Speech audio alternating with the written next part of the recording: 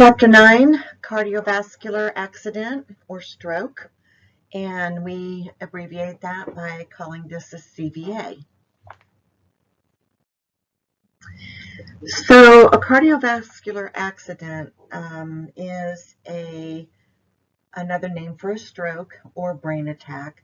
They've tried to keep bringing in brain attack because the feeling is that a stroke does not really is not that as forceful of a word. People hear a heart attack and they pay more attention maybe to their health. They don't want to have a heart attack. A stroke is not as abrasive of a phrase, but a brain attack they feel would be. So maybe in your lifetime that will really catch on. It's caught on in some areas, but not everywhere. So if you ever hear of a brain attack, they mean that to be a cerebrovascular accident, which means cerebro is brain and vascular is the vascular system.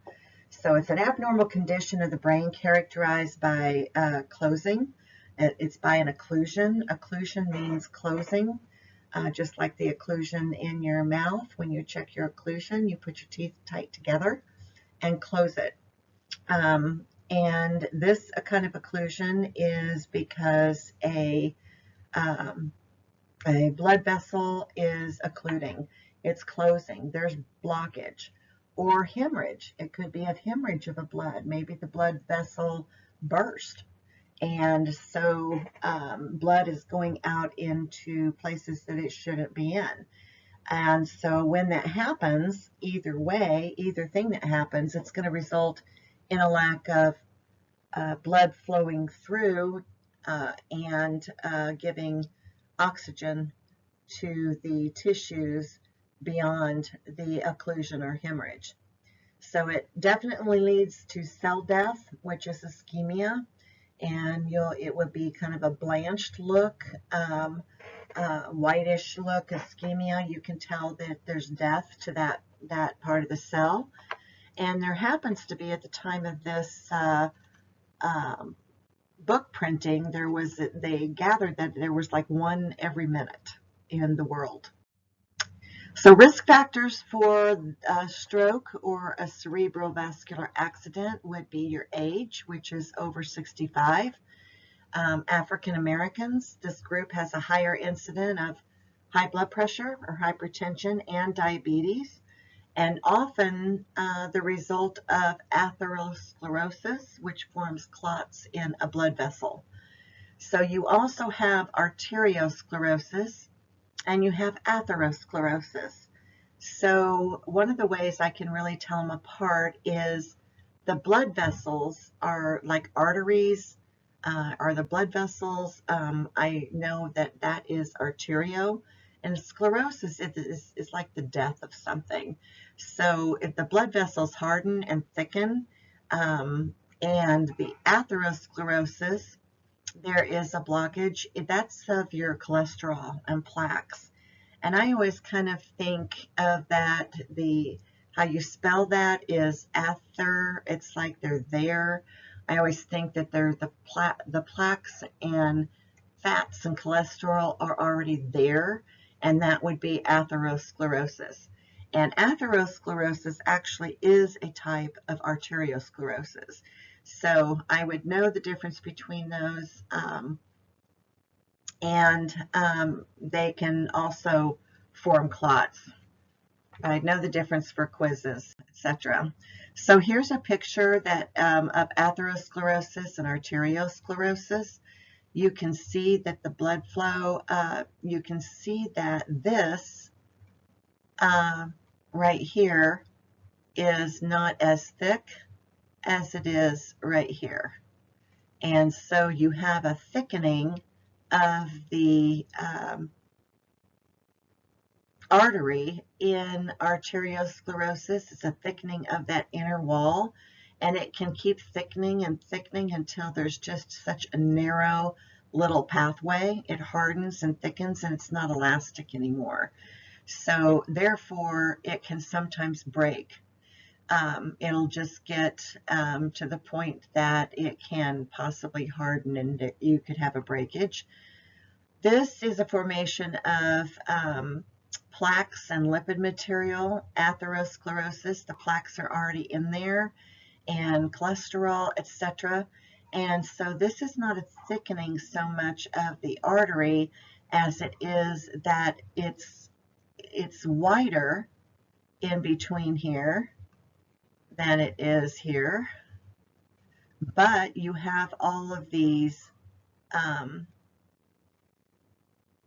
plaques against the wall, and they keep building and building until maybe they build up here, and then there's no way to get through. There's just a big blood clot. So risk factors are atrial fibrillation. This affects over 2 million Americans. Here are your atria. Up here, here's the 2 atria. And below are the 2 ventricles, if you remember your anatomy. So atrial fibrillation, a fibrillation is when it shakes. It just kind of rattles and shakes a little bit and quivers. So these 2 atria will quiver instead of just beating properly. The heart pumps the blood inefficiently because of this, and it can result in pooling of blood in here.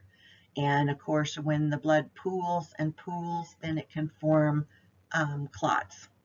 And it's the formation of thrombi, which is thrombosis is many clots, and thrombosis is one clot, thrombi are many clots.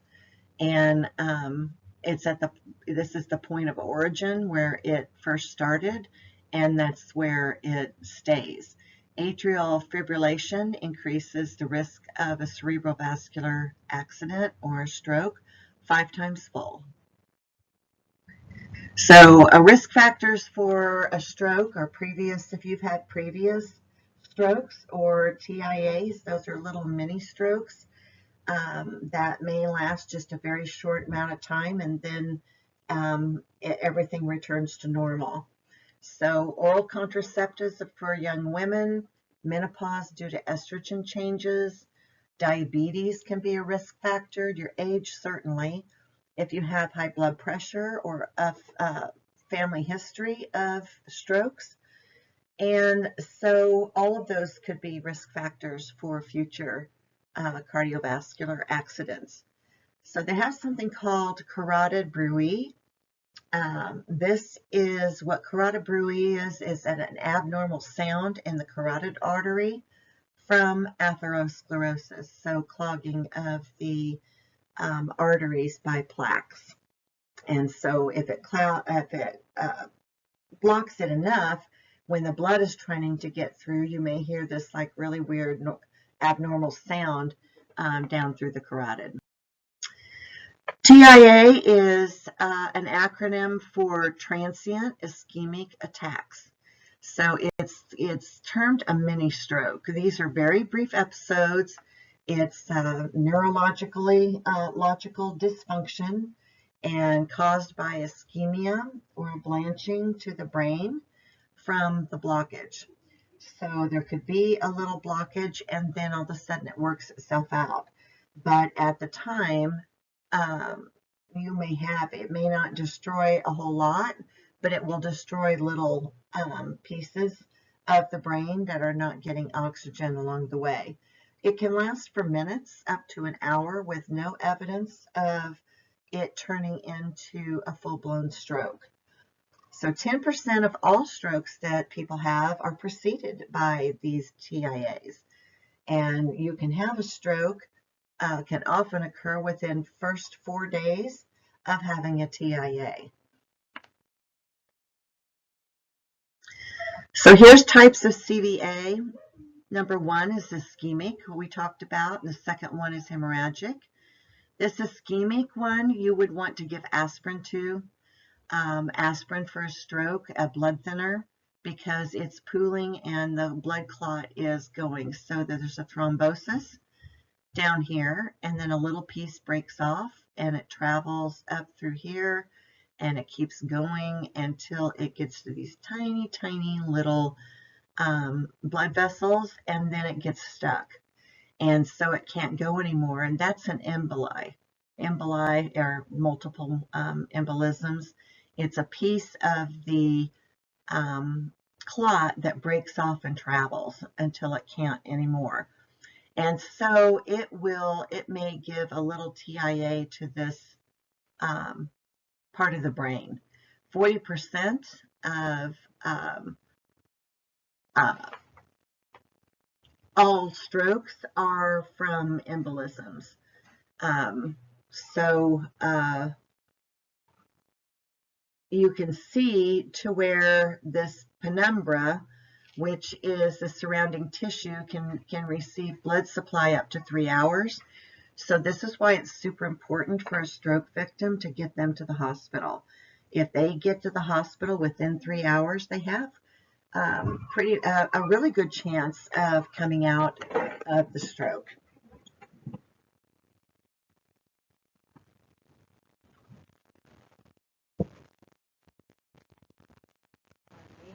The door. So time is of the essence. If you have a stroke that's ischemic and blocking the oxygen to a certain round area, it's a really abrupt onset. It's something that the thrombus takes longer. The actual blood clot in the heart takes longer to develop. It develops really slowly, a long time, and it keeps getting added to and added to and added to until it actually is clotting something. But when and it kind of stays right there at the place of origin where it first started. But the embolism, as we talked about before, is a little piece of that clot that breaks off, and it can travel down to the legs, it can travel up to the brain, it can travel anywhere that it goes. So time is of the essence in these in stroke victims. The thrombus, obviously, like I said, takes way longer to develop. In the case of this picture, they're talking about the internal carotid artery, and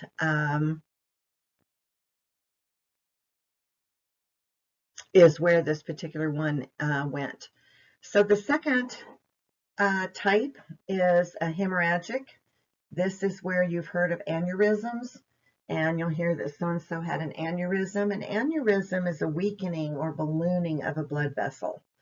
So, so much so that it ruptures.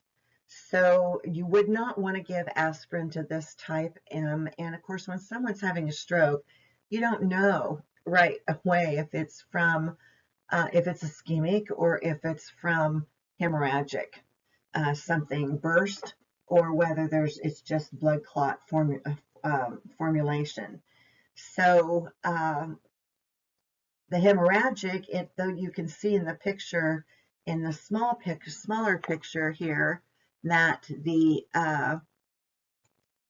this piece right here burst open, and all of this blood is going out into areas that it has no business going. And so since this is all carrying the oxygen, there isn't any or much that's all going here to places that it needs to be. And of course, if that happens long enough, you can have cell death. So there's a higher death rate from the hemorrhagic, because where do you find it to stop it? And you don't want to give aspirin because aspirin's a blood thinner. So if it's hemorrhagic, that would thin the blood and cause even more blood to go out.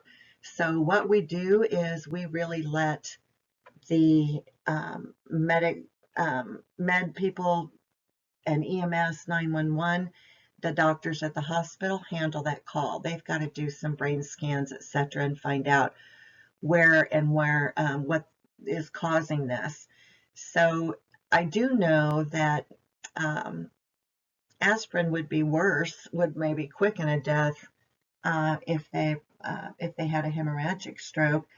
But I feel pretty sure that if I saw my parent or child friend turning blue, that I would opt to maybe try to hope that they're ischemic and give them an aspirin. But technically they say to wait.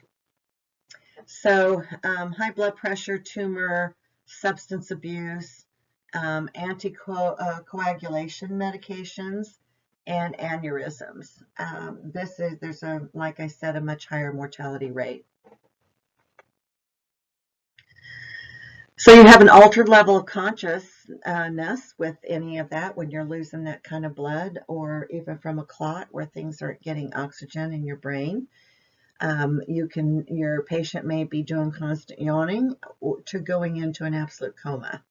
And loss of consciousness is very uncommon, but they could have some type of altered level of consciousness. The one thing that you need to know here is, a couple things. The pupils, if they are having a stroke, their pupils are unequal and they're very dilated. They could be having double vision and blind spots. They have some issues with the sight, confusion, dizziness, change in balance. They can have dysphagia, which is difficulty swallowing. In fact, they may be actually drooling.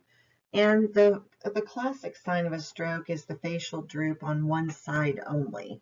So if it's going on that one side, if it's going on both sides, then probably is something else. On one side is more indicative of a stroke. So patient could also have nausea and sudden headaches. Signs and symptoms if it's hemorrhagic. It's very similar to the ischemic. There's an onset is abrupt and rapid. It takes a little longer, but it still is, the onset of this can be abrupt.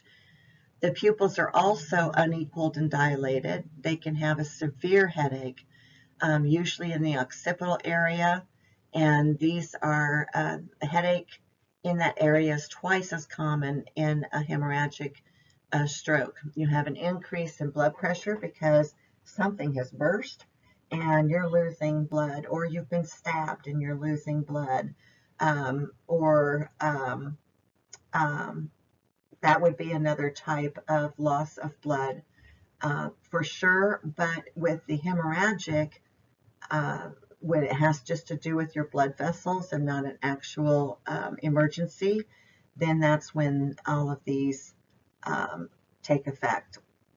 So naturally your blood pressure is going to increase because it's trying to get more blood and oxygen to the major parts of your body. They could have a neck pain or stiffness is a major difference between the two. In a hemorrhagic, they definitely have neck pain, and they may not have really severe neck pain in the ischemic. So they also have an inability to stand or walk if it's a blood vessel or an aneurysm. So the main thing is what they call stroke scales, and different parts of the country have different things that little ditties that they use for a stroke scale so people don't forget. This one is used by a lot of the country. It's called FAST, and a way for you to remember. So there's a treatment if you act fast for a stroke. And so what you're looking for is F for the face. Does it look uneven? One arm, A is for arm. Usually they'll have one arm hanging down. If you say put out both of your arms and they can only put up one, then that's another clue. Their speech could be very slurred. So time is super important, actually critical, and you would want to call 911 right at that moment. So there is also something called the Cincinnati Pre-Hospital Stroke Scale. They call it the CPSS, and they developed a scale to identify if someone was having a stroke. And there's other parts of the country that use this Cincinnati stroke scale, and they ask the patient to repeat a very simple sentence and see how they do. And so the sentence would be, the sky is blue in Cincinnati. And they observe difficulty of the patient in doing that. If any of those three components are found to be abnormal, then you need to assume the patient's having a stroke. You're going to have someone contact EMS immediately. Position the patient just semi-supine, not all the way down not all the way up, about half in between, something that's comfortable. And we are going to do basic life support with checking the airway, breathing, and circulation. We may need to administer oxygen, but only if the patient is hypoxic. So if they're starting to turn blue because they have less than normal amount of oxygen, then we may give them oxygen. But if we don't know that for sure, then we do not give the stroke victim oxygen. The body is deprived of an adequate oxygen at the tissue level. So they'll test glucose levels to rule out hypoglycemia if your office has a test stick. Sometimes this can mimic some of the symptoms of hypoglycemia, and hypoglycemia may mimic stroke symptoms. So you're going to monitor vital signs. You're going to transport to the ER as soon as possible. Aspirin for the ischemic stroke victim reduces death and recurrence rates. Aspirin for the intracranial hemorrhage CVA patients are also improved outcomes, but it should only be given by medical personnel. It's not recommended due to causing additional brain bleeding if that's where the aneurysm might have occurred. So we don't recommend that, only if it's given by an MD. So like I said, if the patient can reach the hospital within the first 3 hours, the medications that they give them in treatment usually works. If it's after that 3 hours, then it's